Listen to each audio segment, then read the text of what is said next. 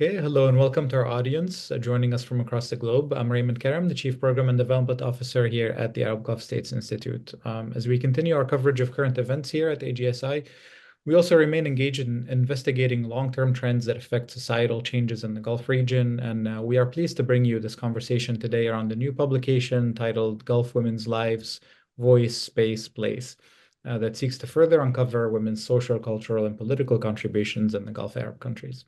We're delighted to have the publication's editors with us. I'll introduce them very briefly here and share a link to their full bios in a chat with you.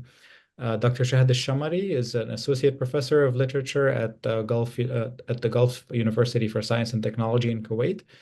She's an author and academic and has written numerous short stories and creative nonfiction. Her research areas include illness narratives and disability studies, and her publications include Notes on the Flesh and Head Above Water, which was shortlisted for the Barbellion Prize for Literature. Dr. Emanuela Buscemi is a sociologist and international relations specialist based at Zayed University in Abu Dhabi. Her research interests include alternative social movements, memory and resistance, gender politics, performance, and agency in the Arab Gulf and Latin America.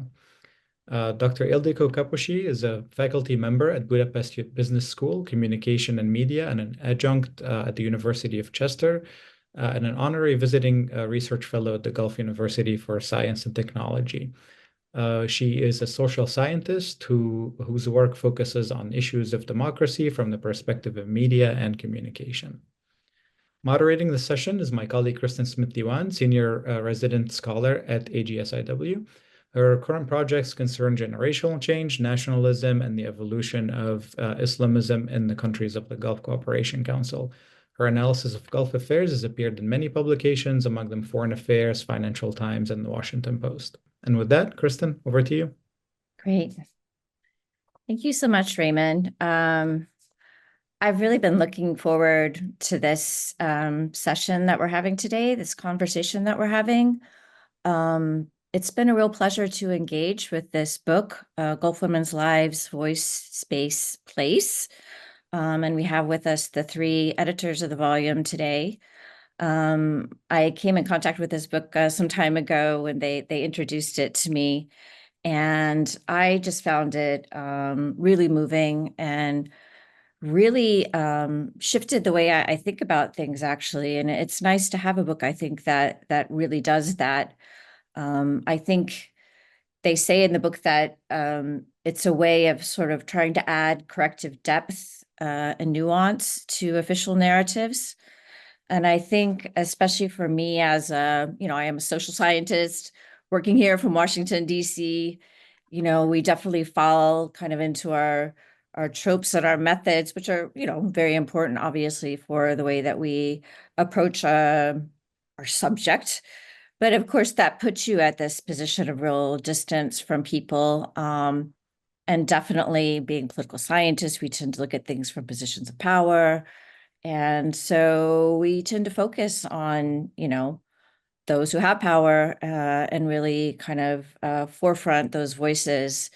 So I, for one, really appreciated this book, especially for its intentionality, how it went about its subject, and its inventiveness, for trying to find new ways to introduce a variety of voices by not going to just the usual kind of formats and ways of approaching the topic of Gulf women. And I think they really succeed in what they were trying to do, which is to really introduce a chorus of voices from the Gulf region. And, as you see, as we go through this conversation, they have ways of introducing women from a newsroom in the United Arab Emirates and their experience, divorcees in Qatar, trying to understand kind of that really important issue of these women and what they're going through and the way they have to engage with these official institutions and what that feels like and looks like. Political petitions written by Saudi women for a way to kind of look at their voice, how they're adapting to official narratives. Bedouin autoethnography. We have Shahd here with us as well, to look at some of these communities that aren't always really addressed, especially from their own voice in the region. And, also historically too, looking at, we have another chapter that's on an oasis town in Oman and kind of looking at a flash culture. So I think both in the subjects that it's looking at and the way that they approach bringing these voices, like I said, I think it's really revelatory, and I'm just delighted to be here and bring this conversation to you. I wanted to say one more thing too. I usually don't do this, but I was getting pushback on X, Twitter, or whatever it is, just before this conversation, asking how we could have this talk at a time, obviously, of immense suffering in the region. We know, of course, right now that the Palestinians, especially Gazans, have been under assault for a year, a full year now. That's been extended now into Lebanon. I just wanted to say that, of course, we acknowledge that. I think we have people here that are from the region, that have lived many years in the region. Those of us have devoted our lives to the region. This is not something that we're not aware of, and we don't by any means, and having this conversation, mean to ignore that. And I promise you that too, as an institute, that we are continuing to tackle that topic in many different ways in our work. And I'm sure I speak for all of us in saying that that's not something that we're not aware of, but I did want to acknowledge that because I think it's a fair question. Well, let me go ahead. I wanted to stop talking and introduce the editors of this marvelous book. And let me just start by looking at that whole issue of intentionality, and maybe I'll turn to you, Shahd. In your introductory chapter, you really go into detail about how you approach this idea of Gulf women, kind of who gets included, how do you try to be more inclusive in that, and the kind of perspective that you bring. Do you want to talk a little bit more about that intentionality in terms of, obviously you're using issues kind of like intersectionality and decolonization when you're approaching this. Just tell me a little bit about how you wanted to approach the issue of Gulf women. Thank you so much for the great introduction. I think we're all very happy to be here, and we hope that everybody listening will get a chance to actually read the book. And it's quite a big project, really. And more than anything, we've wanted the book to be, inclusive, not just in the knowledge production, but also in its readership. We do hope that people from different disciplines will be able to find something in the book. It is a work that was, I would say, a work of quite to the same kind of ideology of knowledge production. We work from various disciplines, but we all wanted to bring in scholars who are usually neglected in academia, scholars who are usually underrepresented. Women of color tend to be quite not really represented in academia or research, and other methodologies tend to be kind of neglected. So there's a lot of this idea of narrative and voice, and what that really means to be offering a space. Lots of scholars in this book actually do not really identify as scholars. We have a wonderful interview, which Ildiko will later speak about. And we have people who are MA holders and do not wish to pursue a PhD. So there's also this idea of who gets to speak, but also who's listening. So from I would say, a very feminist ethic of listening, we were really looking at how do we listen to each other from various disciplines, but also how do we pass the mic? How do we actually give space for these different scholars? And I'm, sure my fellow editors would have a lot to say about that too. Positionality for us was the first question of why are the three of us really, kind of engaging in this research together from various countries. We come from different racial backgrounds. We occupy different spaces in the world. We all have sort of a connection to the Gulf. I am Kuwaiti and from the Gulf, but Emanuela and Ildiko are also what we call Gulfies. So also this question of who has lived in the Gulf and who has this connection with the Gulf. And I'll hand it over. Yeah, I mean, maybe we can go a bit further into that and talk a bit about kind of this move beyond just the traditional disciplines. I know in Manuela, in your chapter, you're looking at literature, for instance, as one way to introduce voice. I wanted to ask you as well then kind of how you wanted to approach this book, and just maybe go a bit further in talking about how you work to introduce those voices. So for us, it was very important, as Shahd said, to start from a point of view of considering not just our own positionality, but also the positionality of our contributors and our listeners as well. We started from considering voicelessness. And thank you for the introduction, Kristin, because as we are connected to the Gulf and live in the Gulf, we are very aware of what is happening in the Middle East right now. And I think we need to give voice to these different narratives. And I think we need to not stop talking. And this is part of our scholarship and our stance as scholars, as authors, but also as women, because women's voices are the ones that get silenced more often. We started also considering the idea of the other. Who is the other? Why are some subjects othered more than other subjects? And so this idea of how should we approach these topics from a standpoint that is a standpoint that we wanted to be non-exclusionary. And so we included, as Shahd was saying, different, a wide array of people, of contributors. We had in mind a wide readership as well.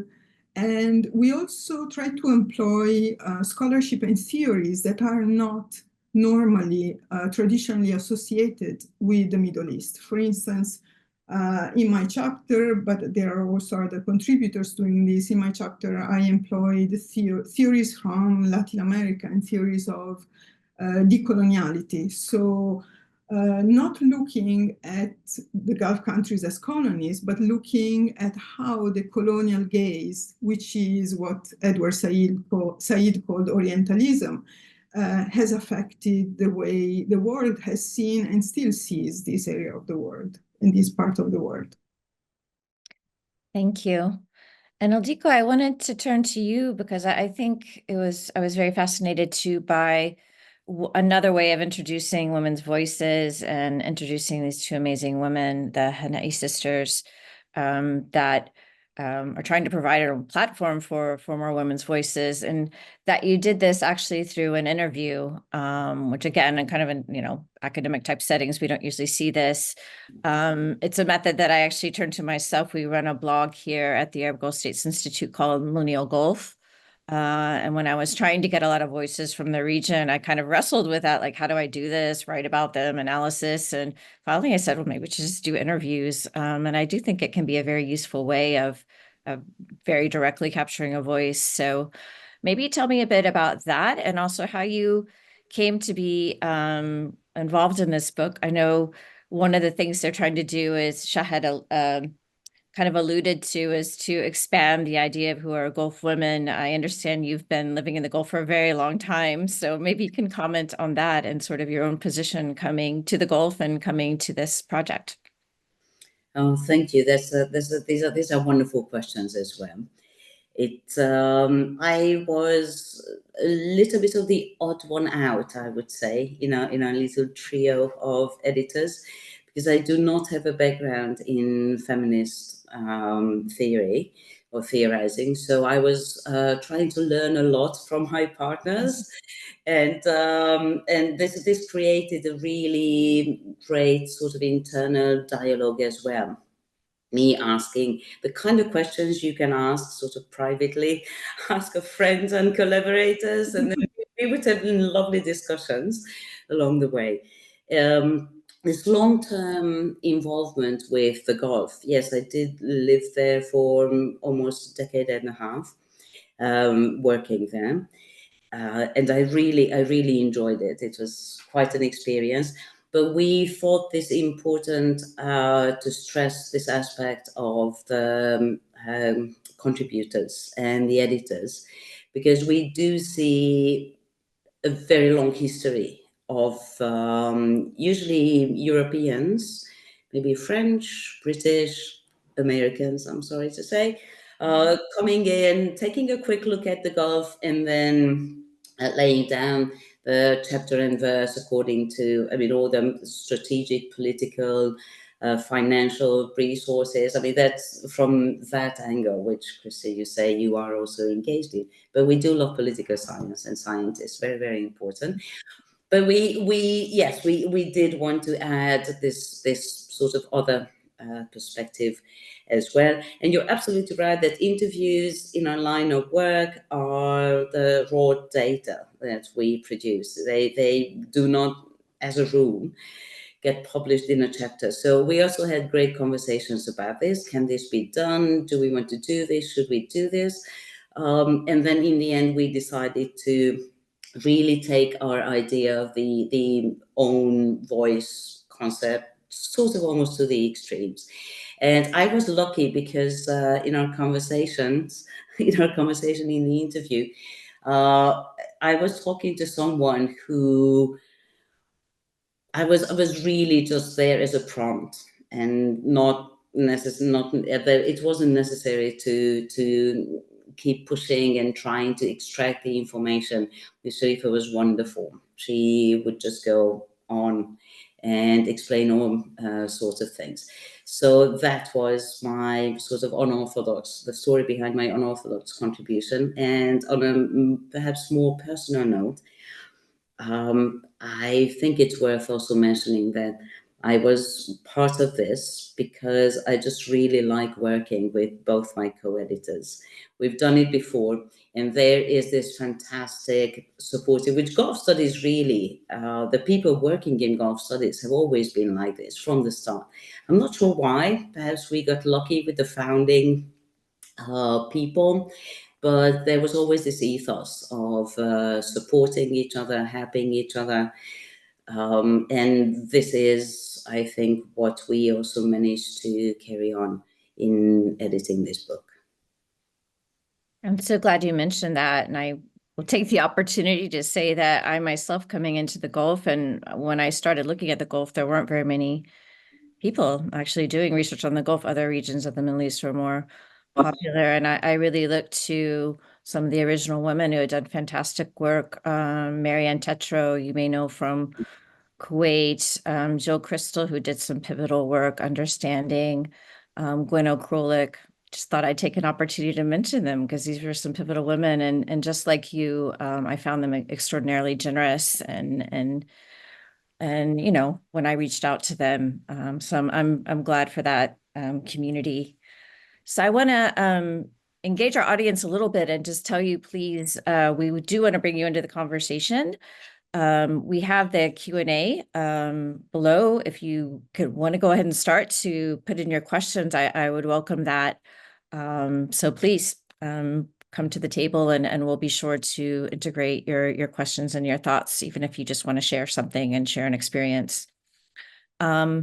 Let's talk then a little bit, dive into some of the chapters. Shahd, I wanted to start with you. I'm really love your chapter, and I'm really looking forward to looking in more depth and at your books too, which allow you to go really deeper into this whole idea of a Bedouin autoethnography, I think you call it. Of course, coming from your own position, as someone who you address very directly as disabled, right, having multiple sclerosis, and coming from this Bedouin heritage.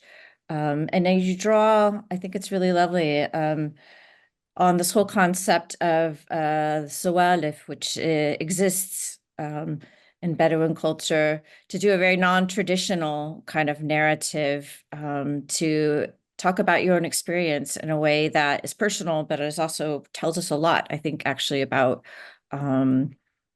living, how women live and the different kind of challenges that they come to. So tell me a bit about how you came to this decision to do this sort of own narration. So I think when we're talking about our volume as a whole, the first question was, what do we mean by voice? And like I said before, who gets to speak. So I really thought about that before approaching the chapter. I work mainly as a literature scholar, but I also work quite a lot with writing about disability, using autoethnography as a method of knowledge production. And I always get the question of how are you using Western notions of self-reflexivity, self-reflection, agency, and narration? And the answer is a lot more complicated. So when I sat down to write the chapter, I was able to really make that connection between telling a personal story, but also using the notion of sualif, which is really to translate oral stories or oral narratives. Sualif is a collective method that exists within the Bedouin tribe, but also at the same time exists in these very intimate women's spaces where they get to talk about or they get to narrate the stories of grief, of war, of loss, of love even. And these are non-documented stories and poems. And even if you do a quick search and you go into looking at Bedouin ethnographies, you are looking at something more collective, more male-dominated, more general, rather than these very intimate stories that really have been neglected. So I tried to bring them into my own narrative because I really believe in this complexity of being not just being a scholar, but inhabiting this body. It is a body that, yes, is tribal, but also is a scholar's body. It is a disabled body. It's a woman's body, and these notions of being bilingual also at the same time. I do rely on English and I think in Arabic, so there's always this dualism taking place. So I didn't want to really separate the Western kind of discipline of autoethnography from the Eastern, very tribal part that I grew up with, which is Sualif. And I realized that, being a storyteller was actually, quite dominant in these women's spaces. It just wasn't something that was seen as a method of knowledge production. It was seen as entertainment. It was seen as, just women telling their stories. But these are the stories that now have formed, feminist disciplines in the West, feminist scholarship, autoethnography. So it immediately took me back to this idea of, okay, then it hasn't just been my, scholarly background or my schooling in English literature or in autoethnography and disability studies, but this idea of bringing forth the voice that kind of begins within the collective environment, but also has space for its personal kind of agency and telling these stories. My work has always been an overlap of voices. A lot of people think that if you write memoir, and again, that's a Western definition of memoir, then you're writing about the self, or you're writing about me only. But with my work, Head Above Water, for instance, it brings in a collective, it brings in a plethora of voices, and these voices are sometimes ghost stories. These voices are grandmother stories. These voices are Palestinian stories and diaspora, but they're all carried within the same voice, within the same body. And it also goes against this notion of speaking for, which we're very kind of, wary of and afraid of, not speaking for, but speaking with these voices. And when I said ghost voices, I really wasn't kidding. So that, these voices that are long buried, gone, never been documented before. No historian has, sat down and wondered, what did this Shammari poet mean when she was writing about this writing about this loss of a son, or this loss of somebody very special, it not having lost them to war. It's not a question of where did these stories go. It's just a question of, well, what kind of stories do we have about Bedouins as a general kind of understanding. So when I did my research, it was very hard for me to locate Bedouin autoethnography.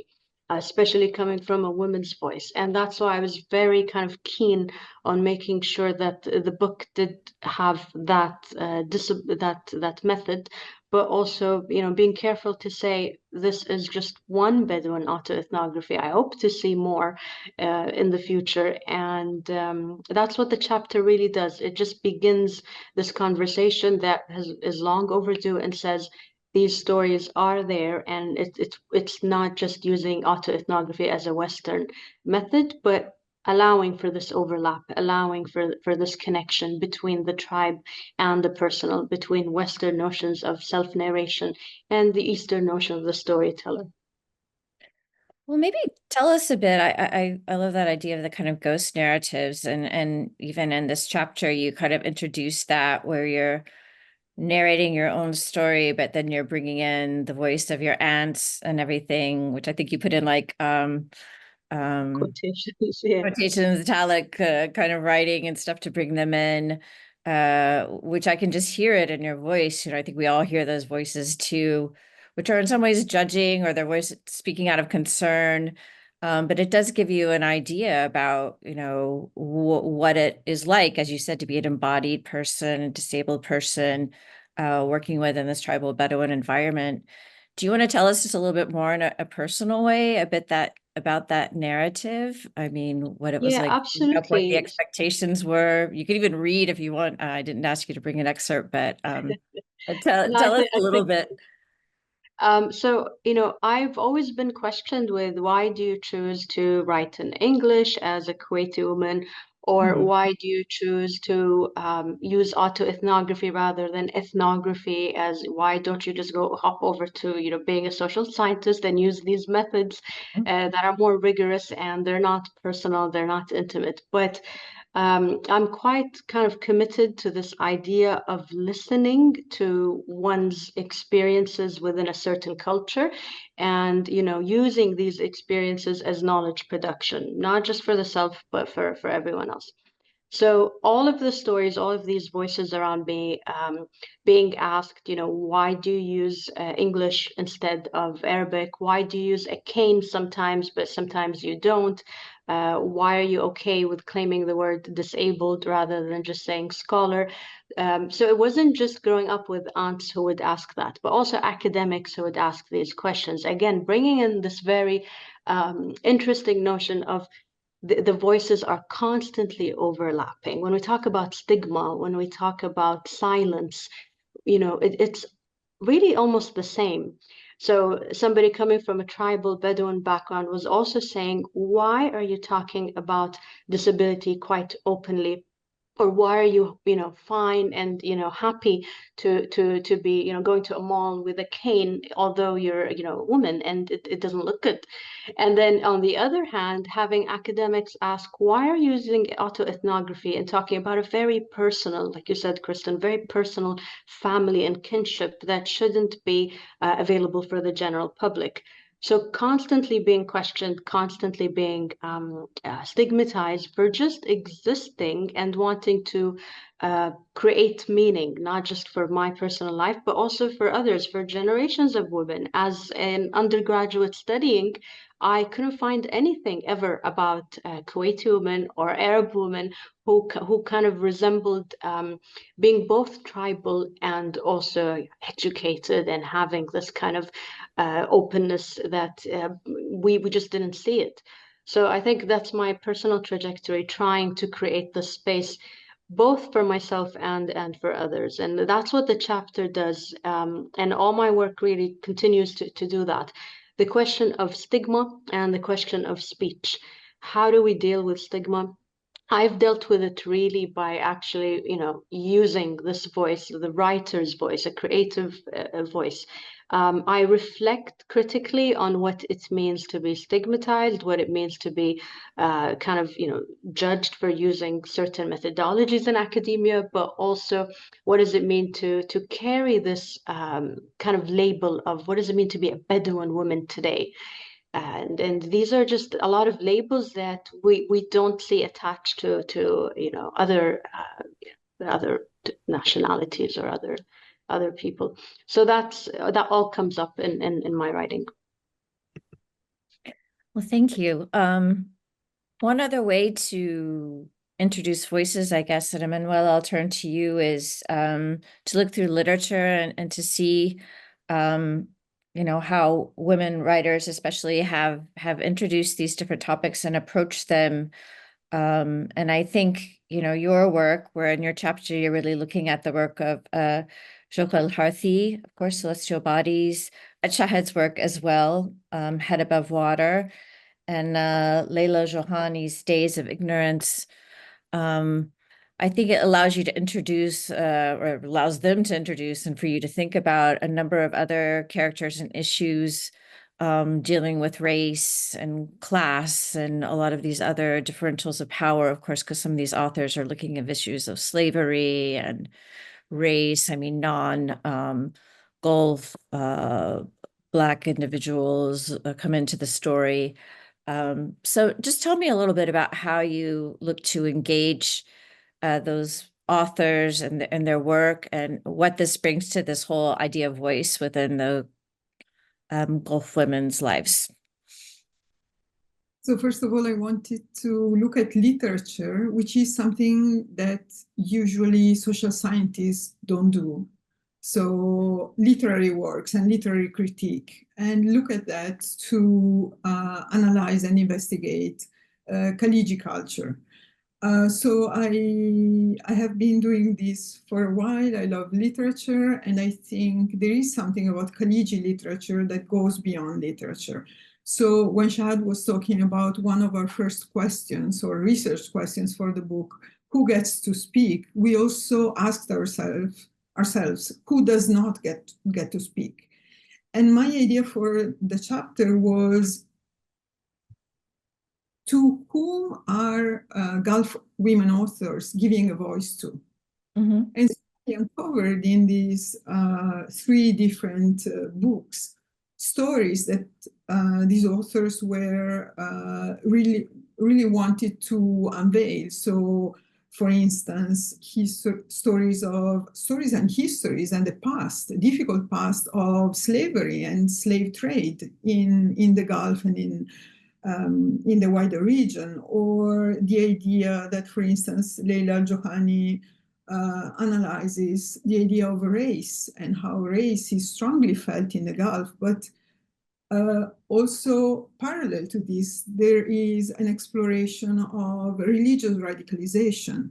And it's interesting because these are novels from 3 countries, well, 2 novels and an illness narrative, Kuwait, Oman, and Saudi Arabia, but they are kind of cross-cutting across borders.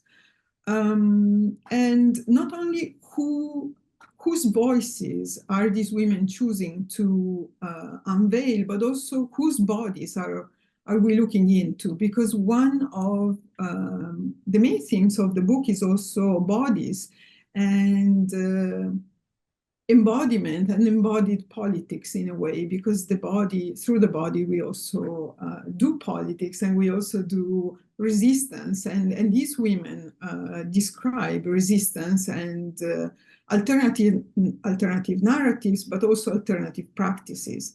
And so the idea of the body, the slave body, the disabled body that Shahd was telling us just now, or the body of the woman who embodies the nation, because traditionally the woman's body is a metaphor for the nation. If we think, for instance, about Kuwait, this embodiment of the nation that was invaded during the Gulf War, and this idea that the nation was a woman's body who had been violated in a way by the invaders. So this idea of the body is very much present here, and the body is also a border between communities, is a border between culture, represents a border between many different stances, and also it reminds us of this idea of Orientalization that we still see very popular in the media. But these authors from the Gulf really want to destigmatize in a way. And so looking at the bodies, at experiences, at histories, and uncovering difficult characters, difficult parts of the past of the region that needs to be told. So I think not just in my chapter, we are all looking at stories that deserve to be told and that we couldn't find in other publications, or we couldn't find, well, are kind of hard to find still. And so we basically wrote a book that we wanted to read as scholars. So that was the idea. I think we all do that, right? So Yeah. we really wanted to bridge this gap, but we also wanted to do it in a way that really gave voice and a platform to other voices. I'm repeating myself, but I think the concept. Well, can you give me an example? Because I think you're right. And I see this kind of in the work of our institute too, when we've been turning to film, and we're looking to turn to literature, I should say, much more now too, just to really bring out a lot more richness and texture that really doesn't get brought to bear, I think, in the understanding of the region. And I find that it really connects people in a much more real way through these narratives. So I was just wondering if you could share, since you've really engaged critically with these books, like something that really stood out to you. I mean, you've been working and living in the region. You yourself have lived and worked in the region for quite a long time. What did you learn from one of these books? Just give us an example of something that came through that voice that really struck you and made you think about things differently. So for instance, I was not familiar with this history of the slave trade. And I think it was very courageous and brave to include this in a novel. Last year I went to Qatar, and in Doha I visited the museum. I always forget the name, but the museum is dedicated to slavery. And it was really interesting to kind of bridge these narratives about the slave trade. So I think this is becoming more of an open narrative. For instance, Jokal Harti, in her novel Celestial Bodies, has different kinds of, mainly two slave women. And one of them has a very powerful position in the household where she lives. And she is the concubine of the man of the house, and she has power over the kitchen, power over some of the relations taking place in the house. And there are also descriptions of rituals, kind of pagan rituals going back to African spiritual practices that are very powerful. And these are described to take place over the course of 2-3 days and nights in the Gulf Desert. So I think these images are also very powerful. So I think this idea of the slave trade, what this meant, how these slaves were part of households, but also parts of families and part of the way that these families engaged with their communities, and part of the wider narrative for me was really, really very interesting. Thank you. Yeah, and I think you're right. I think it's it gives you a different kind of depth too, not just kind of coming across the history, which I think even the history isn't very, very well written, but to see how it was experienced and integrated. I agree with you. It's very forceful when you read it and Shoka's book, her novel. Let me turn to Ildiko then.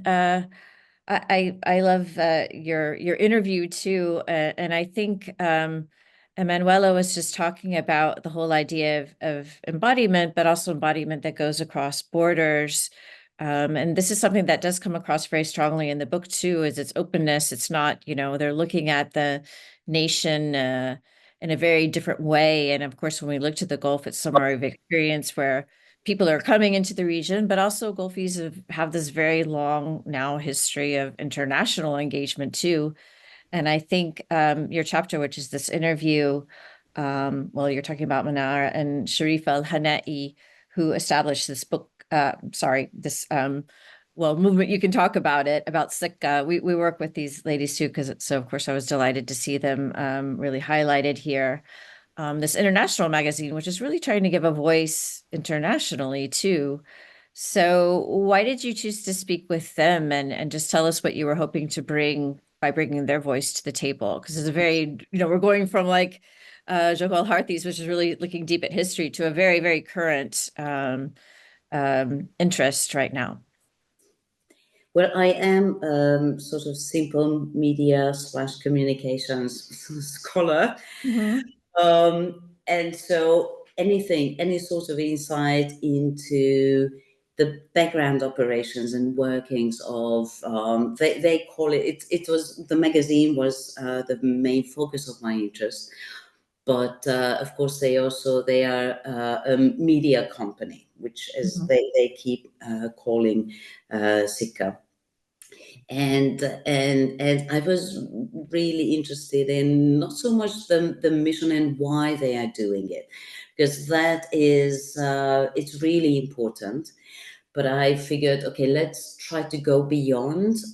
Really, that's the point the entire book is making about the giving voice and projecting that voice. And let's see how it can be done. And that's why I try to ask questions about the nut and bolt and how do you run this, what sort of issues, how do you go about it? Because there are dreamers, and that's really, really important. But then it's also great to see, okay, so how do you put those dreams, how do you make them actually happen? And it really is a remarkable enterprise. And I can say enterprise because that was my other biggest lesson to learn from this. Is I guess I'm way too old school, so in many ways, and I was fully expecting the idealism that permeates everything that Sikka publishes and the entire mission that launched it. But I also met with this fantastic hardcore pragmatism. And to me, these would be the same as the artistic and the commercial. Is it journalism or PR? There should be massive walls really reaching for the skies, separating these two areas. Advertising and content department. And as the interview makes it clear, these walls do not exist. Which also made me think of reconsider at least a little bit my assumptions about what it means to run a cultural magazine of this sort and really targeting international audiences. And there's just this fascinating lack of any sort of conflict, apparently, or internal, intellectual or emotional conflict between these two sides. So the business and the cultural perspective work perfectly together. And then I was particularly grateful because there's the other chapter written about media, Emirati newsrooms. Both chapters are about the UAE, and both are media focused. And then when you read the two chapters together, there's a fantastic, phenomenal contrast. In one approach, really talking about all the things that are lacking, or the obstacles put in the way of women from living good lives as working journalists. And then the other is talking about all the opportunities that the UAE gives. And I do believe there's this duality is very much true about the entire Gulf. So indirectly, we were able to tease out this conflict, which again made me very happy. Yeah. And how, I mean, that whole experience that they're discussing about being women, that kind of embodiment, again, of being women in the newsroom, or women that are trying to create this platform, which, as you said, is a commercial platform. They're very interested. They're very explicit. They want people to read it. They want it to be attractive. They want an audience, you know? So how, I mean, I'm just kind of wondering what that told you about women in this area of media, which, I mean, it's a chapter on voice. We all know, I mean, that media is kind of dictates who gets heard and who doesn't get heard. So what did that tell you about how they're both navigating a women's embodiment in this critical space? Well, for the Sikha sisters, if I may call them that, clearly being female and Emirati poses no problem, or at least they never mention this. It becomes sort of clear that they did enjoy a very supportive family. So, if you like, they did win the lottery, the patriarchy lottery. They happen to come from good, very supportive backgrounds, and they are also there for each other, helping each other. So there is the sisterhood literally working in the magazine or with the magazine. Then again, their area is culture, which is a sort of softer area, although in some of the issues they tackle are really very important and of course super political, but mostly the person is political, but really breaking down taboos, and they have done that to write about and dedicate a section of the magazine to menstruation. I mean, that's a major social taboo still, of course, but they don't. So they seem to have benefited from a very enabling environment, which is certainly for entrepreneurship. As long as you are one of our girls, we are happy to support you. And then they know where not to go. That's also, they were not, Sharifa was not terribly keen on discussing that particular aspects of the work. But they understand what's the done and the not done or undone thing. Whereas with the other media, the newsroom chapter, it was really the sort of a mirror, the dark reflection of this wonderful and glittery world of this unique cultural publication. Yeah, thank you. And we should give credit to Nora Al-Ubaidli, who wrote that chapter, as well as one of the other many great contributors that you brought together in this volume.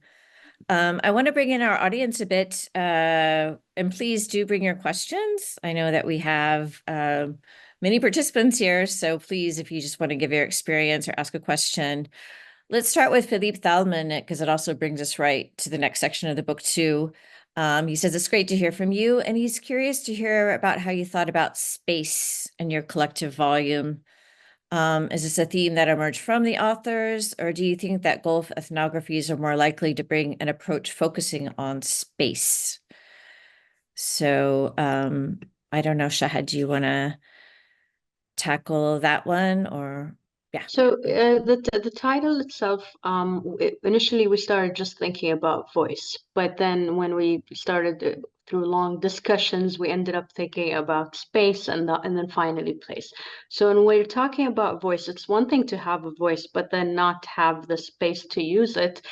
This means occupying physical spaces, the bodies. It goes back to embodiment. It goes back to the bodies that we navigate. For example, as a male scholar, it would be very hard for you to go into women-only spaces, but you would be able to go into Diwaniya's male spaces very, very easily. A female scholar will struggle with that in the Gulf. So we were really thinking about, even as scholars, what would that really mean if we wanted to look at how do women navigate public and private spaces? How do they navigate careers, but also dealing with legalities and the law, and a very personal, intimate space within the family. For example, seeking a divorce, but now having the laws kind of on your side. So all of this kind of tension was a necessary part in the volume, rather than just saying, well, as Gulf women, they are just under an oppressed category. We wanted really to hash out these differences between the places and spaces and voices that we occupy. Yeah, and maybe we can introduce one of the chapters, because I thought it was really revealing and interesting. You mentioned the whole idea of divorce, and of course, this is social. I mean, marriage is a social institution, and ending a marriage takes place. You have to, I think it's described by, sorry, I just lost her name. Maryam. Maryam Al-Mohanadi, yeah. Who talks about, I mean, you kind of look at this kind of real area where the personal becomes very political. And as you said, you have to negotiate with actual institutions and bargain with patriarchy in a real way. So I don't know, Emanuela, do you mind telling us, just introducing a little bit about that chapter, which I found really revealing? Maryam uses ethnography, like other chapters, and she looks at Qatari women's experiences of divorce. So she engaged with women who experienced divorce firsthand, and two of them were sisters, and it was a very, very interesting, also heartbreaking experience for them on different sides of the spectrum of outcomes that women can face in not only in this region, but more generally when they face divorce. So Maryam's chapter is very interesting because these women, they have to negotiate with patriarchal institutions, they have to navigate the difficulties and the subtleties of the law. And women always have to navigate these also with their own bodies. And in one of the stories that Maria brings up, there's also the question of the children, and children becomes pawns for the divorce process, especially as they are linked socially and in terms of expectations to the mother's body and to the mother's space, we can say. So it is not just about the law, but the embodiment of the law and how women experience divorce and the many different outcomes that this can have, not only on women, but also on the extended family as well. Mm-hmm. Well, we have a question from Drury Dyke. He says, I'm neither a woman nor from the Gulf. He hasn't had a chance to read the book yet, but I know he will. But he does have a very important question, which is definitely addressed in the book, about the place of citizenship. And what place does that have for the authors? He mentions, of course, that women in the Gulf cannot confer citizenship. But I know that whole question, of course, was addressed very strongly in the way that you approached the book and looking at how you're even defining Gulf women and introducing these different voices. So if you allow me, Ildiko, I'm going to ask Shahd to answer that question because she has a lot of personal experience with this as well. So I think his question is basically that citizenship is part of the lack, I think, of women's rights in the Gulf. This is still an ongoing issue, but I will say that given lots of changes currently happening right now in Kuwait, it seems that the citizenship question will also be affecting men too. So it's also interesting to see that it's not just going to be the women, but also there'll be the question of who gets to pass citizenship on. What does it mean to be pure Kuwaiti? For instance, is it there's going to be a tracing of genealogies too. There's going to be a tracing of this idea of pure identity. We don't address it directly in one of the chapters, so the question of citizenship isn't directly addressed in one of the chapters, but we are looking at trying to be more inclusive in how we define citizenship. There's also a lot of interest in Palestinian narratives, Palestinians who identify as almost citizens of Kuwait or citizens of the Gulf, but are in diaspora. So it's quite a very complex term when we were looking at citizenship in the book. We're getting close to the end of our conversation, running out of time, unfortunately.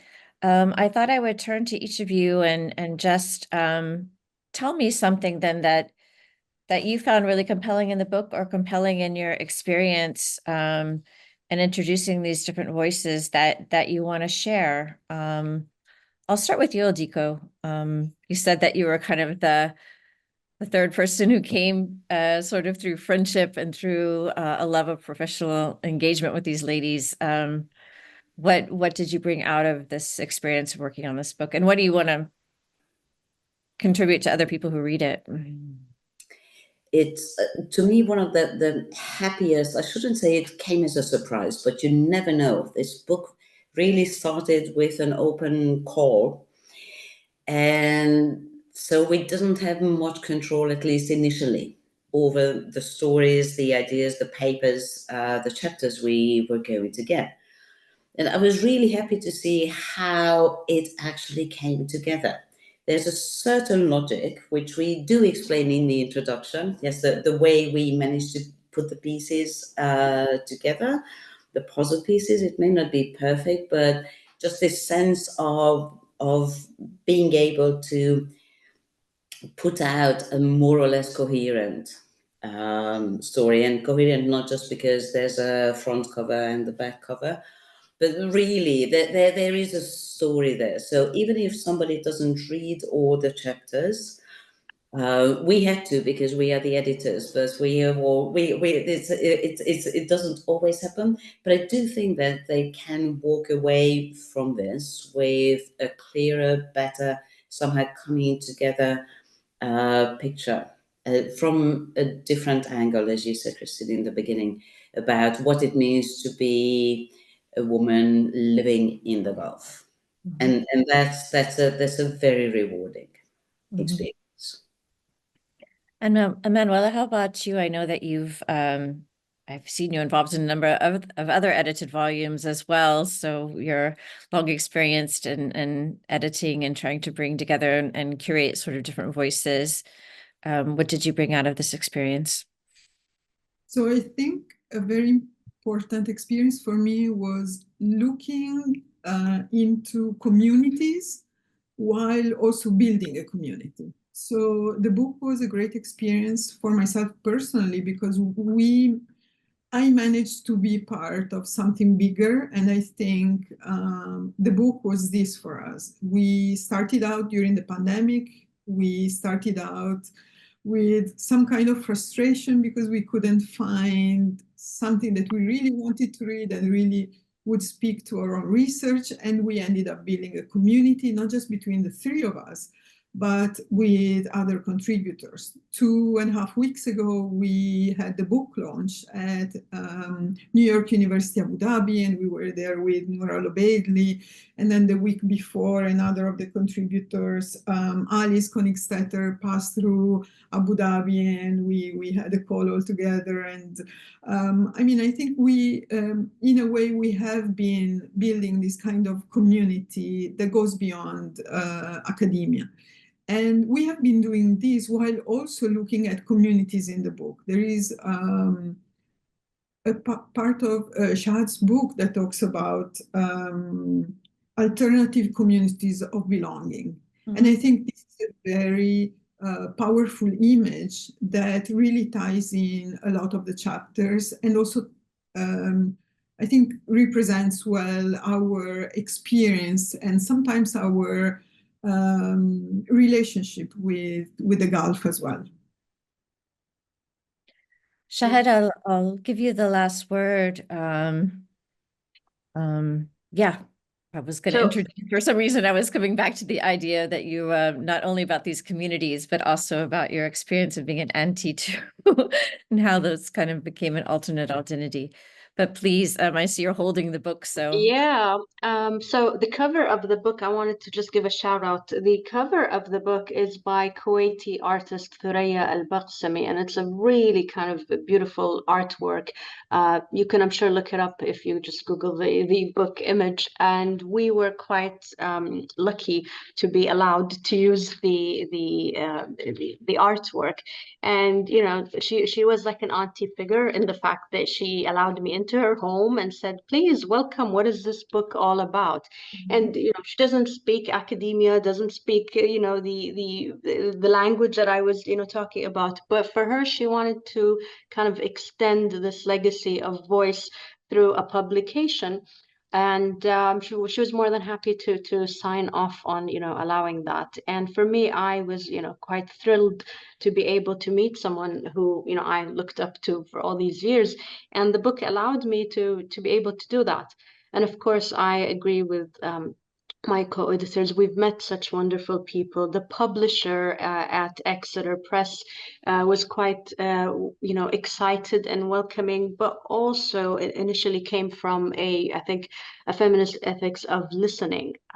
So it was a desire to put out a book publication that really listened to all of these voices, and I hope to see that it is going to be picked up. Whether you're teaching literature, social science, politics, I think that the book is quite interdisciplinary.